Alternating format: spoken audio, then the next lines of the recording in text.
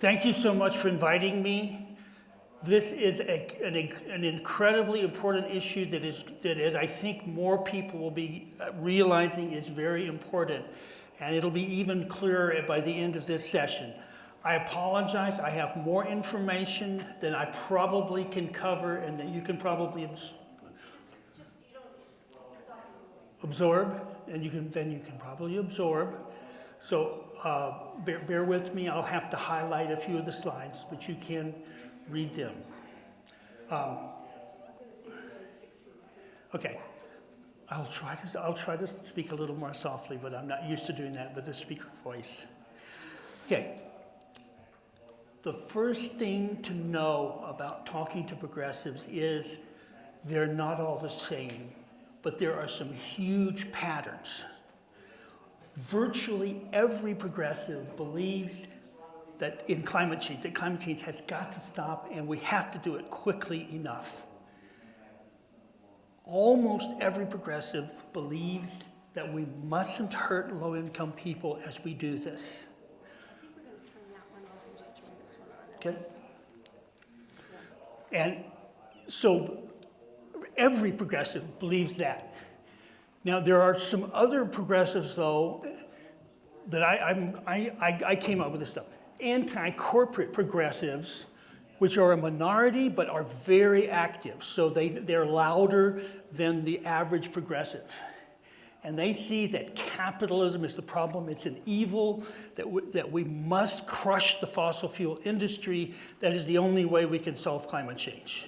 So anything that doesn't do that, they don't believe in.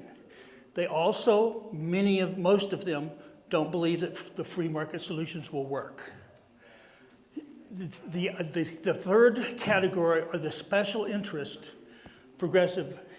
And there, labor people are concerned about unions and jobs and the power. Indigenous people are concerned about indigenous rights. So for these, they see a big issue, climate change, a way to get their issues passed.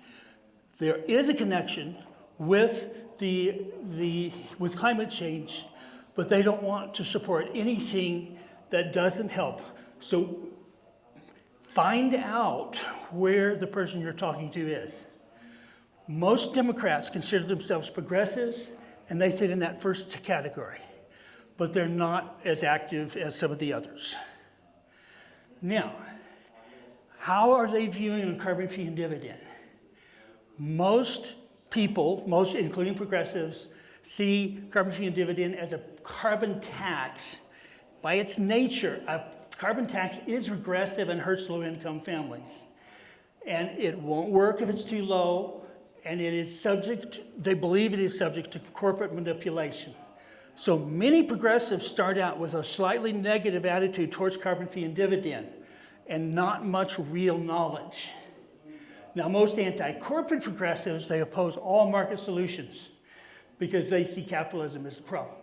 And then again, as I said before, the special interest progressives think this is their one chance to get it passed, so they will oppose anything that doesn't include the piece they think needs to be there.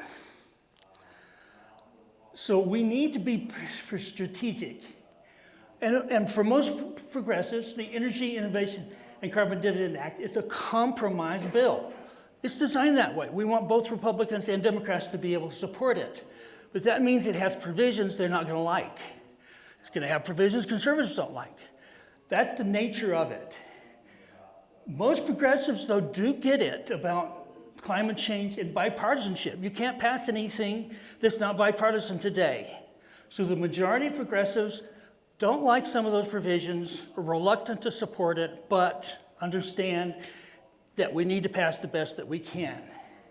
Unfortunately, the EICDA has not gotten much Republican support at all. So many progressives don't see any need to get onto the bandwagon to get this passed because they do not see in the current Congress much of a chance.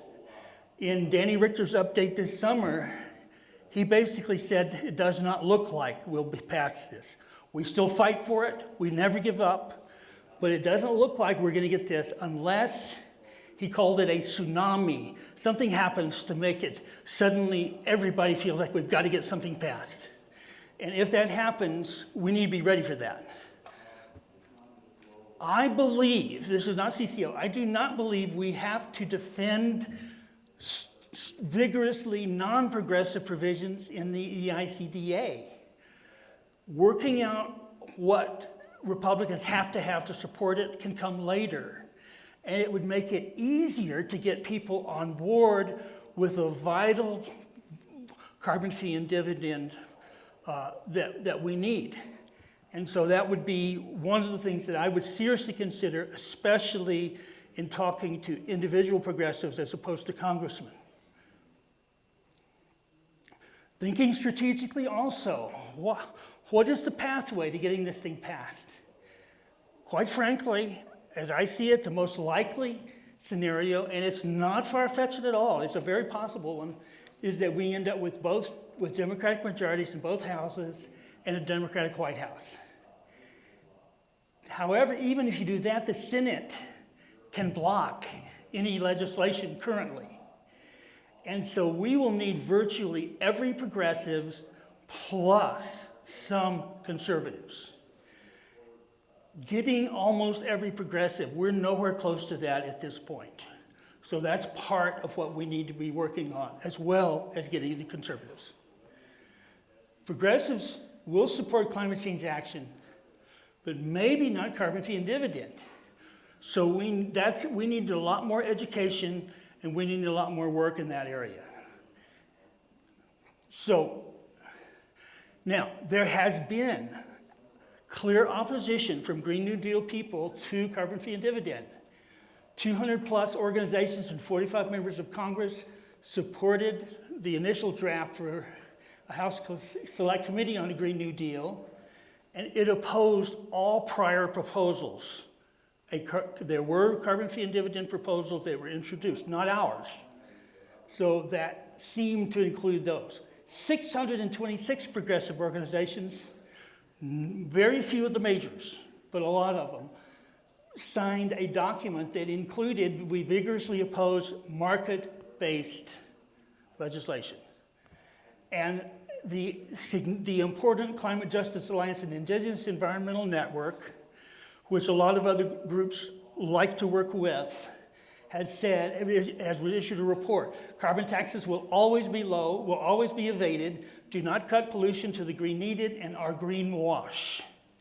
This is some of what we have to fight against.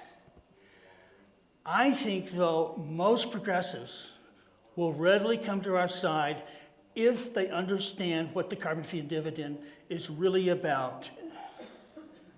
And so here is a list of a number of supporting that initial resolution, and here is the current Green New Deal.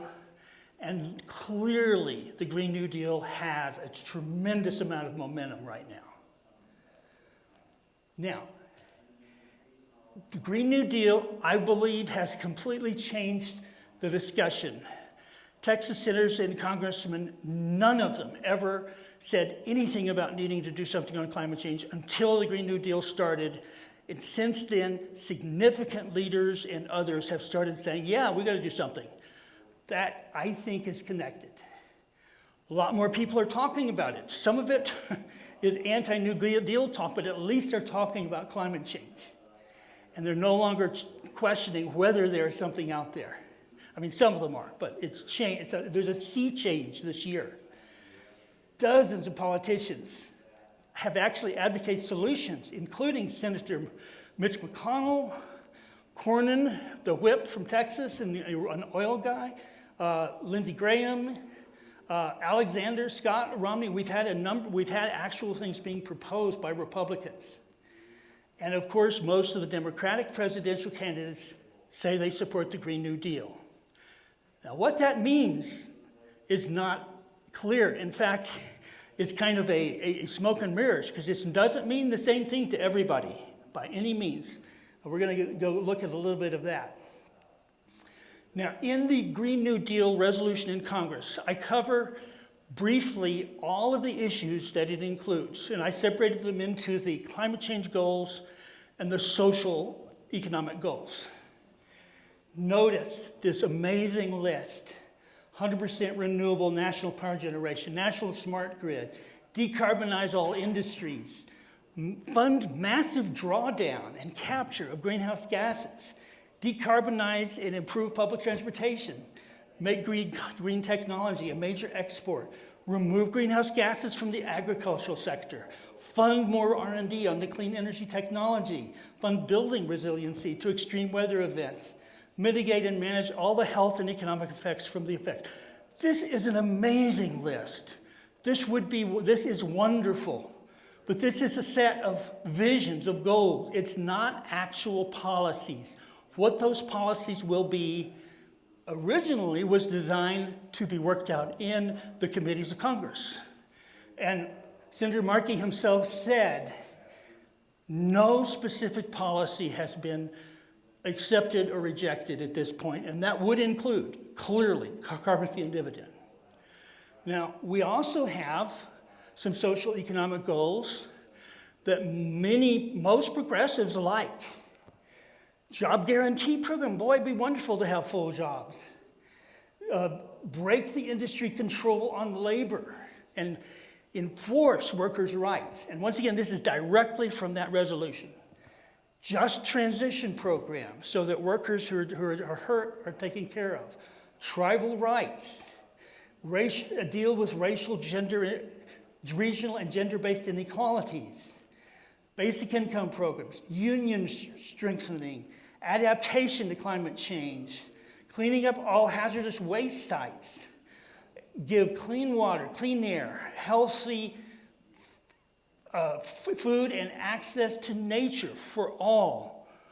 Now, these are wonderful goals, but as if you heard the last month's speaker, it triggers Republicans or conservatives to say, oh no, I don't want anything to do with this. And so that is a concern. We have too much tribalism. It's a fact, and we have to deal with it as we approach progressives and conservatives. Okay. Why is it going? An extra message came up I need to cancel. That's all that went wrong. Right here, cancel. Okay. They threw up a message and stuff, everything. So we're going to quickly go through. There are different proposals for what the Green New Deal should be. And I'm going to just give you a couple of them. I have probably a dozen in my stuff. Now, the Sierra Club, I'm heavily involved with the Sierra Club, and they're 3.5 to 4 million members. They're a really big force in the progressive movements. What they say is the Green New Deal must attack inequality and climate change. They are not going to budge from dealing with inequality as well. They have 6 core goals: slash climate pollution, create millions of family-sustaining jobs, ensure clean air and water, and you would expect that from the Sierra Club, help working-class families slash their energy bills. Note how well carbon fee and dividend does that. Build climate resilience, tackle racial and economic equality. And they say this is a bold suite of possibilities. Not everyone will support all of it. So they do not see supporting the Green New Deal as supporting every single piece of that resolution. And they were one of the people who helped were in meetings writing the Green New Deal resolution. Okay, Washington Post. I love the Washington Post. They had an article on the better Green New Deal. And they addressed some of the criticisms that I happen to agree with. We've got to quickly and efficiently decarbonize. And they say we can't muddle this with other goals. Okay? It's not that the other goals aren't important, but we've got to deal with this. They recommend that we put a price on carbon to shape millions of choices to cut carbon. But the price on carbon is not enough. This is really important in talking to progressives. If you try to say that this is all we need, you will lose almost every progressive. They specifically say that innovation is not fully rewarded for benefit society, that government programs are needed to cut methane, and the carbon fee and dividend is a poor tool for that. That the government has to be involved in bringing mass transit, which is true. That the government needs a trade and border adjustment system. Again, the versions of carbon fee and dividend, most of them now have that because they see that as so important. The most aggressive G&D plans, net zero by 23, is simply not possible, and it doesn't help to advocate for that. And finally, that the central issue is rapidly transforming the energy sector to clean energy. They have no trouble calling this a Green New Deal. Now, Governor Cuomo of New York actually proposed his own Green New Deal. And these are the pieces it had. Net zero electricity generation by 2040, very feasible. Net zero carbon in buildings to the extent we can. A multi-billion investment in clean energy technology. Climate justice for underserved communities. To develop clean technology labor force, to protect labor rights. And he had specifics.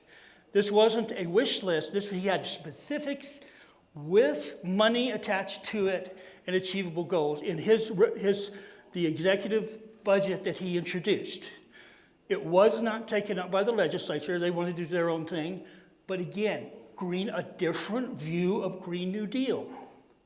The most amazing version of the Green New Deal is the Houston Chronicle talked about the green plans, and they mentioned Green New Deal for red states. They said we need to redesign our public and private infrastructure with climate change in mind. Absolutely needed. Pay a higher price for CO2 emissions. And they, of course, being conservative, recommend the Baker-Schultz tax plan is an excellent starting point. Again, even that is a starting point, not the end. We've got to keep that in mind. Allow carbon tax to be avoided if CO2 is removed. In other words, if you can do carbon capture, you don't have to pay the carbon tax. Encourage carbon neutral practices, reduce carbon footprints. And this is a quote from this editorial. We created this problem together. We must solve it together, and we must start now.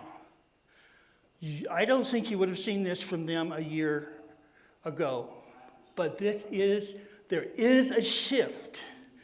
Now, there's, of course, a number of other Green New Deal proposals. In fact, every presidential candidate has a proposal, and most of them call it Green New Deal. And if you look at it, they vary widely in what they would do and what they would spend. And very few, if any of them, include everything in the resolution, which every senator who's running for Congress has endorsed the Green New Deal resolution. But they don't necessarily have every piece of it in their proposal. So as we look to how to talk to progressives, one of the most vital things is building relationships with our horrible, excessive tribal society. You have to be seen as on the right side, or people will dismiss you. And that's true talking to conservatives, and that's true talking to progressives. So I'm going to go through these quickly. Okay. Organizations are made of people. Within an organization, among progressives, there are multiple types. We have 350 Austin has Naomi Klein advocates who oppose anything close to a carbon fee and dividend. And we have active CCL members who are also part of 350.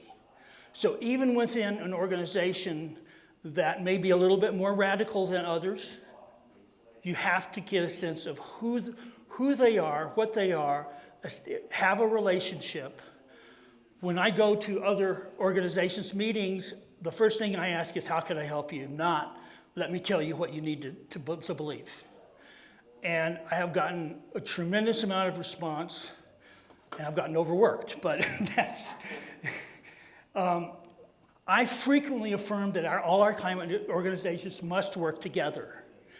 There are some who think we have to do civil disobedience, can't go anywhere without it. Sierra Club opposes civil disobedience. I went to their meeting and I said, what you're doing can really bring attention to the issue, but we've got to all work together. And everyone agreed. So we need to make sure that we do not let different organizations, the divide and conquer. And when we can, it is best to have a CCL member who also belongs to the progressive organization to be the person who is making the case, educating that organization. Of course, the CCL way is absolutely true. You all know this. To listen well, to agree where you can, to affirm their concerns, even if they aren't yours, but stay genuine and never belittle or argue. If you attack the Green New Deal, most progressives will turn you off. Even if you have legitimate, logical arguments opposing it, that is really a way, I believe, to turn most people off. Now, I have a progressive case for EICDA. This is also the progressive case for carbon fee and dividend. And I have another thought recommendation that I'll mention in a minute. And then here are the 5 key things I see for progressives. That it's got to work well enough. It's got to be good for low-income people. It's got to be bipartisan so it can pass unless the climate changes in Washington. And it works with other policies. It can be a part of the Green New Deal. It is not in an opposition. And that's very important that we make sure people understand that this can be a great first step for a Green New Deal. So going through those quickly, we must, again, it is a great first step. It doesn't solve the problem.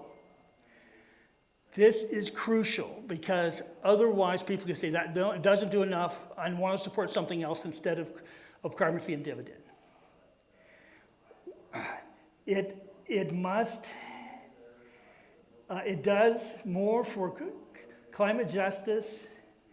Let's see, okay, we have to do, in addition, more for climate justice, for frontline communities.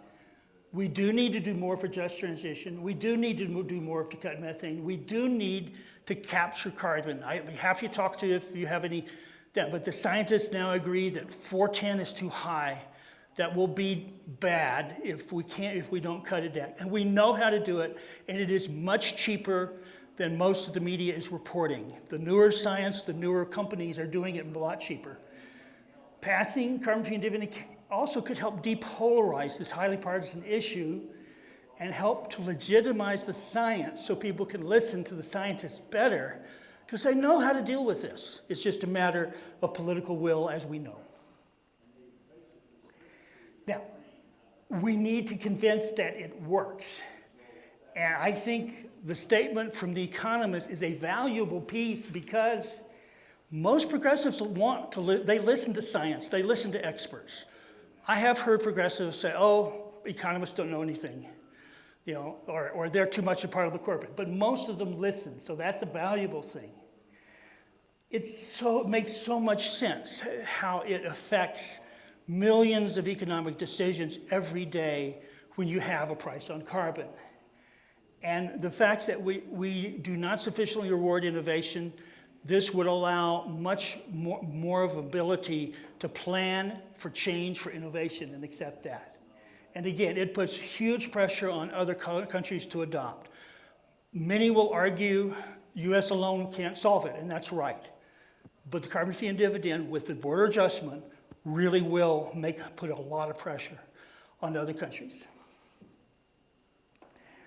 The carbon dividend helps low-income families. This is critical for many progressives. If this is left out, you're likely not to get as positive a reaction. And we do a lot. So I've gone through the logic of this. First of all, how much the dividend helps or costs you all depends on carbon footprint. If everybody had the same footprint, the fee costs were perfectly passed out, you would actually get back the same amount in your dividend as your costs would go up. Now that doesn't help us, but that would be what it is. But if you have a lower carbon footprint, you end up with more back than you have to pay in higher costs. It's all about the carbon footprint. And if you personally choose to do more carbon pollution, you ought to pay for the harm you're doing society. Even many conservatives would agree with that. So there's a choice factor. It's not a mandatory thing. It makes you virtuous and saves you money by simply buying cheaper. Now, it just so happens that low-income families have a much lower carbon footprint than average. So they end up getting extra spending money. There was even an article by a socialist who said, even if it didn't do anything for the climate change, this carbon fee and dividend should be supported by progressives simply because it puts more money into low-income people's pockets. And I'm going to show you exactly how. Finally, the dividend auto-adjusts. You don't have to have the government deciding each year, well, shall we raise it or not? One criticism of British Columbia is they didn't raise the dividend. It wasn't automatic. And so the prices went up faster than the dividend, and they gave more of the dividend to corporations, and so that opened them up to more criticism. Oh my, let's see. I need to speed up, don't I? Okay, here is the key. You can see how the low carbon footprint of the first quintile is so much lower than the fifth quintile and especially the top 2%. And the average would be that 21.8. Now, how does that translate into money? For low on the socioeconomic ladder, $430 extra money for each $1,000 of dividend that's that. That's a big amount.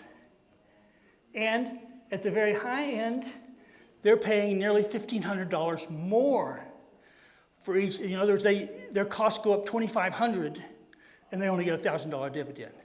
So this is highly progressive. And one of my Sierra Club buddies, who's really, really concerned about climate justice, said, wow, y'all need to be pushing this more. Okay, finally, the bipartisan issue is a serious one. We know about that. One thing to add is, if we eliminate the Senate filibuster rule, a majority of the Senate can pass it. And there is movement to try to do that if we get majority. And so in that case, we have got to get the progressives on board.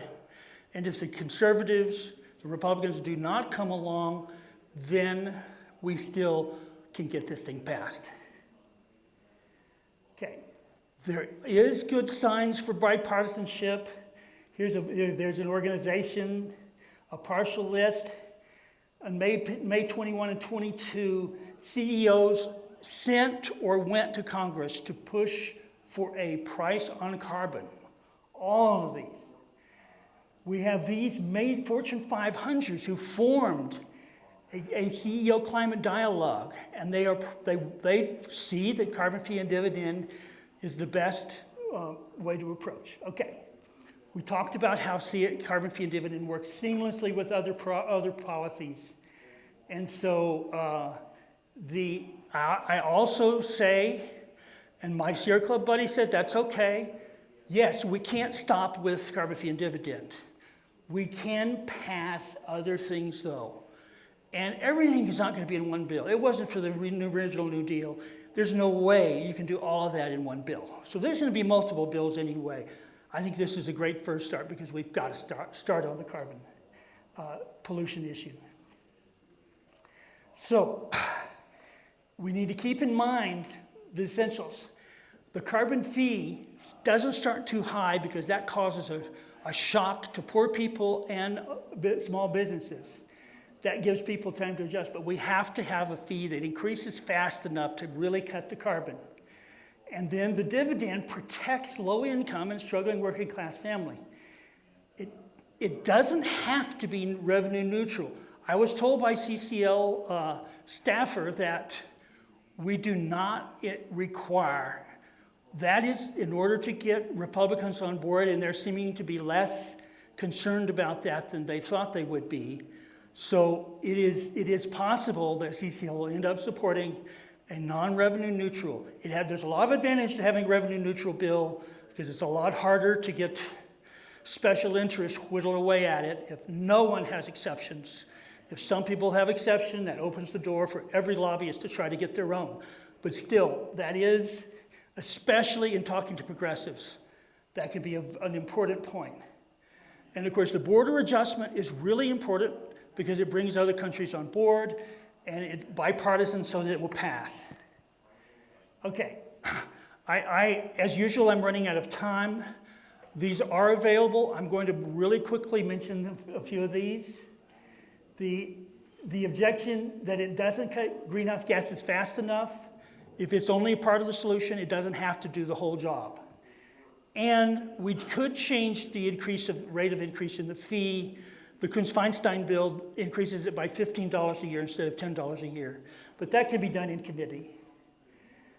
The argument that market solutions don't work, the overwhelming support of economists for this should make that a moot argument, and if they won't agree with that.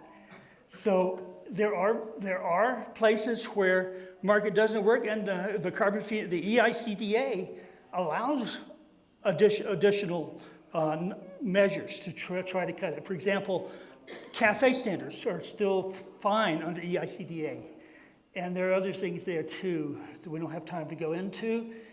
The electric generation industry sectors will start immediately cutting. We don't have to cut it automatically in a year or even 10, as long as we make significant reductions fairly quickly. And as we add mandatory targets and mechanisms to reach those targets, as the EICDA does and other bills do, that helps to enforce that it does work. Okay. I'm going to just say that I've seen a number of articles talking about how the lobbyists are going to whittle this down. So we must watchdog and fight any such efforts. And we need to reform the democratic process so that we have more votings. But once we get it passed, we need to keep watchdogging it because that has happened in some places with carbon pricing schemes. It's that corporations have whittled away and made it less effective. I have a whole presentation on the regulatory pause. It doesn't do much right now. And Congress can pass anything they want, regardless of what is in the EICDA. The year after it, they can pass regulations. All this prohibits is the Clean Air Act regulations, and they're not very effective on carbon emissions anyway. Texas has had it tied up in the courts since the Clean Power Plan was initiated, and that's because it's the Clean Air Act isn't a good, powerful. The EICDA has much stronger regulatory provisions if they're triggered that would not be subject to the challenge that this is. So it really doesn't do much. And of course, they're there to get bipartisan support. Okay, the people may not want this. Right now, that's mainly because it's associated with carbon tax, so that we need to make sure they understand the difference. You've seen this from the Luntz Global Survey. There is support from Republicans, conservatives, that there hasn't been in the past. And of course, it doesn't transform society. And but I think the people who don't want to support a provision that doesn't have everything is a minority. And I don't think they're going to really stop things from happening. Those who want to punish the oil companies, I say, if they've done something, let the courts deal with it. We don't need to put it in an initial bill, and we don't want to delay adoption. The fact that it doesn't adequately address climate justice, that's true, it doesn't. But it really doesn't hurt poor people. It actually helps them. There are other climate justice issues we need to pass in other bills. Some say the policy isn't fair and equitable, and that's because they don't understand the whole issue of the dividend. So this is something they can be educated about. Okay, I hope there's a little time for questions. I'm sorry I have so much. We'll try to turn your lavalier back on so you can be heard well at the end. Okay. Can you flip back to one of the slides? I missed it. It was right after the. Can you flip back to one of the objection slides before the transforming society? Which one? Keep going. That one. Now, this is actually an answer to the objections, not a statement of objections. Sorry. And this is available on CCL Community. Yes. A just transition. What does that look like? And do we have any examples in history of such a thing? Yes. What it looks like is when a coal town is shut down and they lose most of their jobs, we have something in to go and help them retrain, get new jobs. A lot of it has to do with the workers and the communities that depend on that economic effort to provide them with economic assistance and job training assistance and jobs. I'm going to ask a question myself. So I want you to, maybe can you speculate on where Senator Ed Markey is kind of on this division between kind of carbon pricing bills like ours and a Green New Deal approach? Because he, of course, came within inches of passing massive carbon pricing legislation in 2010 and now is an original co-sponsor of the Green New Deal, of a more maybe comprehensive but less politically viable approach. Is he using that as a marketing tactic, do you think? No. Where is he? He's, I believe, of course, I don't know. I'm loud. Okay, I'm sorry. I don't know for sure, but I do know that most progressives, including the Sierra Club, do not want to pay billionaires a dividend, and they want to use some of the money for a revenue neutral. So I think that they are listening to the economists and to the CCLers, and they think that the carbon fee and dividend, if we can get public support for it, because they've got to have public support to pass something, I think they would be willing to support it, but possibly not a revenue neutral. I would like to say something. I don't know if it's a question or I'm going to say that.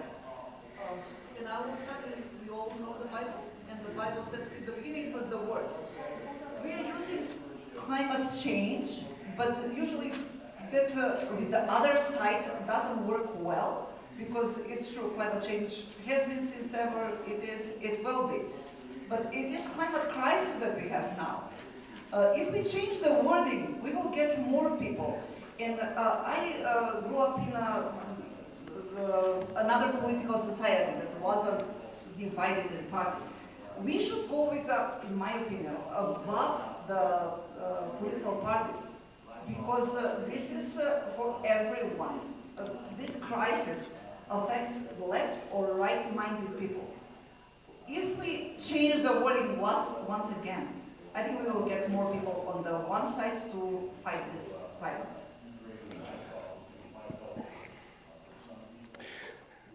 Sorry. Do you have any comments on that? We definitely need to get everybody on the same side. I think it's possible. I think we're going to have to change our administration before we can get that happen. And then a lot of it will depend on leadership. And I have changed my wording about climate change. I now talk about we need to take action on the climate crisis instead of climate change.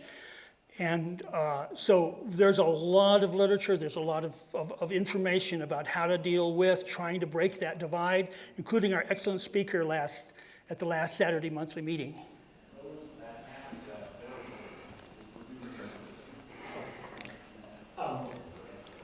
You put forward the idea of reaching net zero carbon as a goal that people can get behind.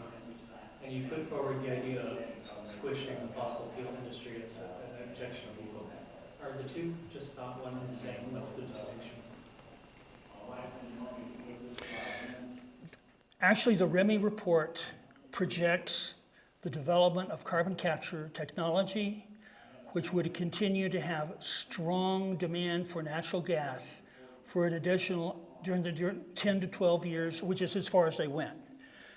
That would mean the fossil fuel industries would be able to continue to operate. Because of that, the radical people who think we have to crush the fossil fuel industries oppose anything that would allow them to continue to operate. Even if they were to achieve net zero carbon, they think we have to punish them for their past sins, which are substantial, and that we need to just get rid of them because their political power is so much. So that is where the difference becomes. I personally believe that we can do reform, substantial reform, without the revolutionary changes that some suggest. But that is where some of the progressives, especially the ones that I would say are on the more radical end, would say.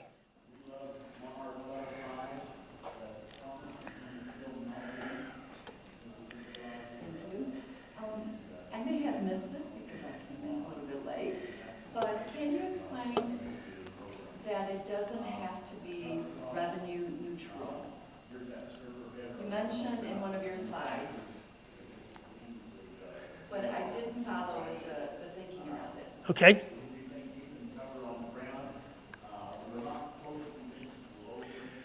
There are a number of things that we need to do in addition to the carbon fee and dividend to cut carbon. We have other greenhouse gas issues. Many of them will cost money. The amount of money that the carbon fee will collect is huge. The best thing to look at is the Coons-Feinstein bill.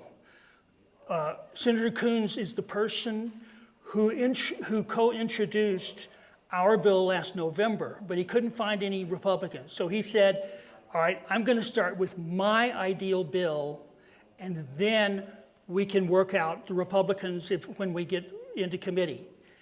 And his bill had anyone who made over $100,000 as a single or over $150,000 as a couple doesn't need the dividend, and we can take that money and use it for research. Use it, he also called for it to be used for just transition and for the development of infrastructure, all of which are needed. Most progressives would prefer to do something like that. The really rich don't need it, and even eliminating 25% of the people who get the dividend would generate a huge amount of money that could pay for other things. So that's the thinking behind that. And again, the biggest concern is once you have one exception, well, that one is actually cleaner because it's not giving exemptions to particular corporations or segments, like the agricultural and military. The EICDA does provide some exceptions, and there's going to be other people in committee who are going to say, oh, our industry is critical, and this will kill us, so you got to make an exception here. One of the Scandinavian bills exempted 70% of the entire industrial country, I think it was, because they were successful in saying you can't do that to us. And that made the effect of their bill much, much weaker.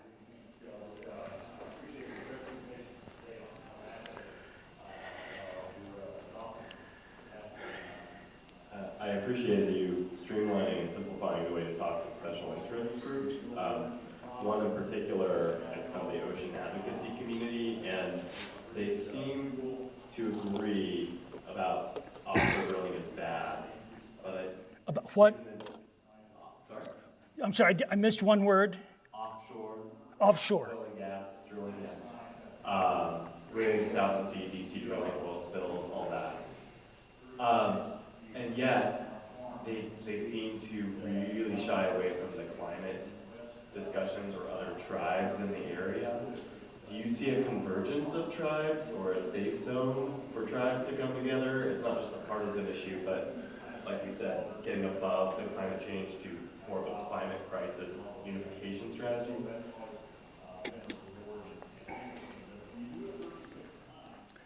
Yes, there are national coalitions of people working together, talking, trying to join forces.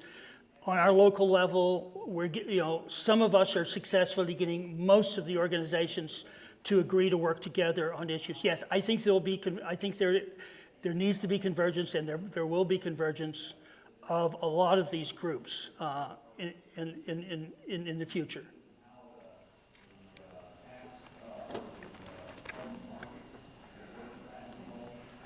Last spring, there was a speaker who came to speak at University of Arizona, who was from the Green New Deal, an economist, professor from Denison University. He's been part of developing sort of the platform of the Green New Deal. And he was very antagonistic towards CCL and carbon fee and dividend, saying that they don't trust marketplace, they don't trust our economic system to provide any source of economic justice. And I'm wondering if he is alone amongst Green New Deal leaders out, traveling, trading, etc., who are so antagonistic toward carbon fee and dividend.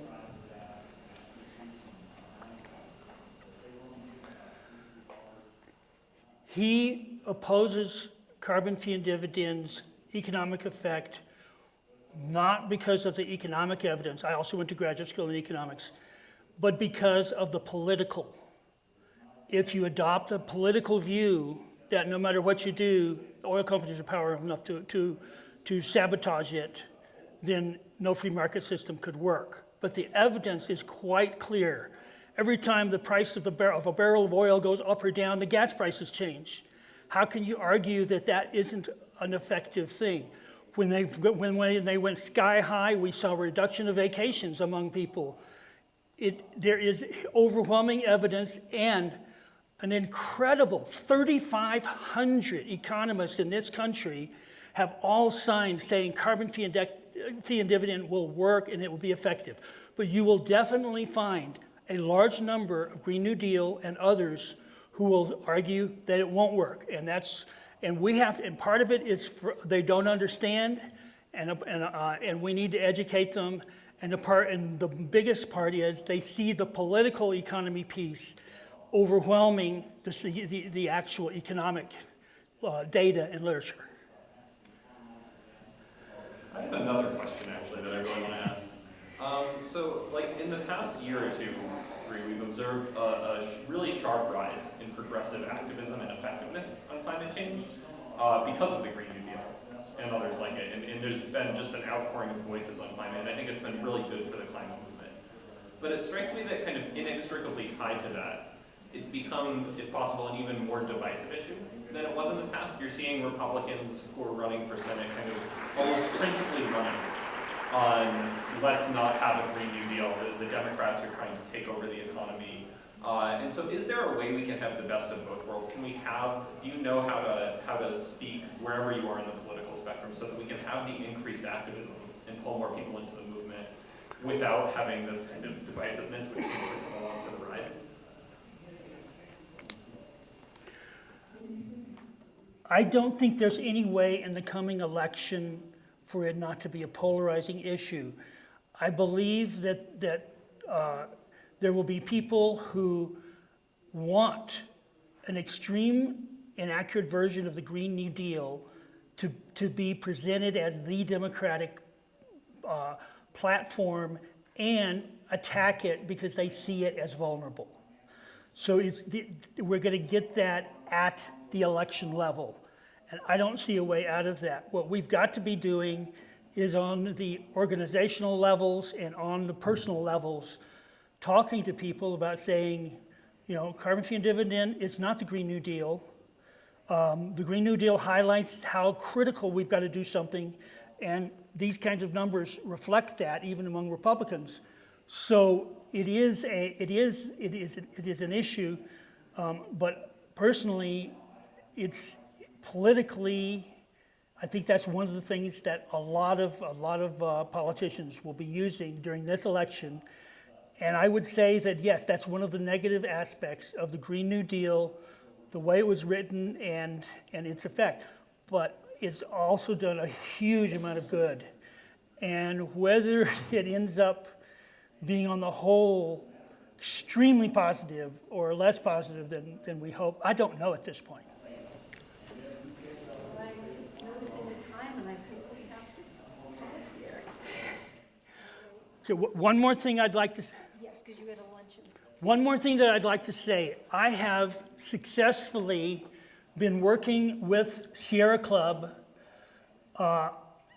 obviously my positions, on trying to get them moved towards carbon fee and dividend. There is a lot of initial resistance to that. If anyone would like to join my wife and I at lunch at a table, I can tell you exactly what you can do, what the rules are, national level, local level, and share with what we've been doing to try to advance the carbon fee and dividend issue to the Sierra Club organization, which has a lot of power with 4 million members.